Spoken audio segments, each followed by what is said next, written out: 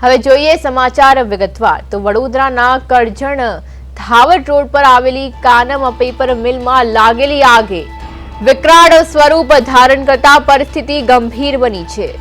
ગતરોજ સાંજે અંદાજે 4 વાગ્યાના આસપાસ લાગેલી આગ 15 કલાકથી વધુ સમય બાદ પણ કાબૂમાં નથી આવી, જેના કારણે તંત્રને મેજર કોલ જાહેર કરવો પડ્યો હતો। કરજણ, ભરૂચ, વડોદરા અને અંકલેશ્વર જીઆઈડીસીની ફાયર ટીમો સતત આગ બુઝાવવાના પ્રયાસોમાં જોતરાઈ છે, છતાં આગ બેકાબુ બની રહી છે।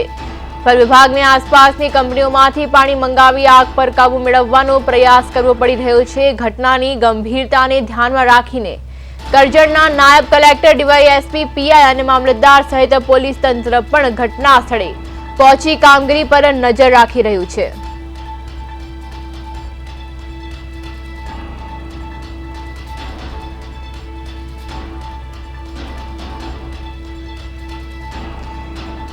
તો વડોદરામાં ભીષણ આગની ઘટના સામે આવી છે, જેમાં કંપનીમાં મિલમાં આગ બેકાબુ બની હતી। 15 કલાકથી વધુ સમય છતાં પણ આગ પર કાબુ નહોતો મેળવી શકાયો। મેજર કોલ જાહેર કરવામાં આવ્યો હતો। વડોદરા, ભરૂચ, અંકલેશ્વરની ફાયર ટીમો તૈનાત કરવામાં આવી હતી, જ્યારે વિકરાળ આગને લઈને આસપાસની કંપનીઓમાંથી પણ પાણી મંગાવાયું હતું। નાયબ કલેક્ટર અને ડીવાયએસપી સહિતનો કાફલો પણ ઘટના સ્થળે પહોંચી ગયો હતો। કરજણમાં પેપર મિલમાં ભીષણ આગની ઘટના સામે આવી છે। 4 વાગ્યાની આસપાસ આ આગ લાગી હતી, જે 15 કલાક બાદ પણ કાબૂમાં નહોતી આવી અને આગ બેકાબુ બની હતી, જેથી કરીને મેજર કોલ જાહેર કરવા પડ્યો હતો અને અનેક ફાયર ટીમો પણ તૈનાત કરવામાં આવી હતી, ત્યારે આસપાસની કંપનીઓમાંથી પણ પાણી મંગાવવામાં આવ્યું હતું।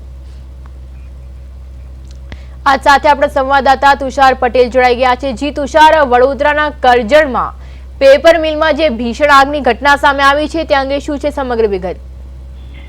જે રીતે ગઈકાલે સાંજે કરજણ તાલુકાના ધાવટ રોડ ઉપર કાનમ પેપર મિલ નામની એક ખૂબ મોટી પેપર મિલ આવેલી છે। પેપર મિલમાં આકસ્મિક રીતે આગ લાગી હતી। આગનું તણખલું જોયા બાદ જોતજોતામાં આગે વિકરાળ સ્વરૂપ ધારણ કર્યું હતું। અલબત્ત જે પેપર મિલ છે એમાં મોટા જથ્થામાં કાગળ હતો, જેથી લાખો રૂપિયાનું નુકસાન થયું છે। અત્યારની પરિસ્થિતિની જો વાત કરીએ તો આગ એ વ્યાપી હતી કે ગઈકાલ અને આજે સવારના 3 કલાક એટલે કે અત્યારે જયારે હું આપણને વિગત આપી છું તે દરમિયાન પણ હજી સુધીને આગ પર કાબુ મેળવવામાં નથી આવ્યો। આગને પગલે શરૂઆતમાં તો કરજણ ફાયર વિભાગના લાશ્કરોને એમ હતું કે નાની અમથી આગ છે ને બુઝાવી દેવામાં આવશે, પરંતુ જે રીતે આગળ હોવાને કારણે આગે જે જોર પકડ્યું હતું તે જોતા મેજર કોલ ફાયર વિભાગ દ્વારા જાહેર કરવામાં આવ્યો હતો। ભરૂચ જીઆઈડીસી માંથી પણ ફાયરના ટેન્ડરો લાશ્કરો સાથે બોલાવવામાં આવ્યા હતા। ઉપરાંત વડોદરા, વાઘોડિયા અને કરજણ તાલુકાના પણ ફાયર વિભાગ આગ ઓલવવાની જે કામગીરી છે તેમાં જોડાઈ હતી। અલબત્ત મોટી સંખ્યાની અંદર ફાયર ટેન્ડરો અને લાશ્કરો સાથે સાયરનની ગુંજથી આસપાસના વિસ્તારમાં ક્યાંક ને ક્યાંક એક ભય પણ ફેલાયો છે, કેમ કે જે પ્રકારે આગ અત્યારે દ્રશ્યોમાં દેખાય છે એ આગે વિકરાળ સ્વરૂપ ધારણ કર્યું છે। હજી પણ ફાયર વિભાગ દ્વારા આને કાબુમાં લેવા પ્રયાસો હાથ ધરવામાં આવ્યા છે। ઘટનાની ગંભીરતા જોતા કરજણના મામલતદાર, ડીવાયએસપી, પોલીસ સહિતનો સ્ટાફ પણ ઘટના સ્થળે હાલ દોડી ગયો છે અને આગળની તપાસ પણ હાથ ધર્યું છે, પરંતુ આવનારા હજી 1-2 કલાક સુધીને ફાયર વિભાગ કામગીરી કરશે, ત્યારબાદ કદાચ આગ કાબુમાં આવે તેવું લાગી રહ્યું છે। આગ લાગવાની હજી કારણ ચોક્કસથી અકબંધ છે એ જાણવા નથી મળ્યું। જી તુષાર, સમગ્ર માહિતી બદલ આપનો આભાર।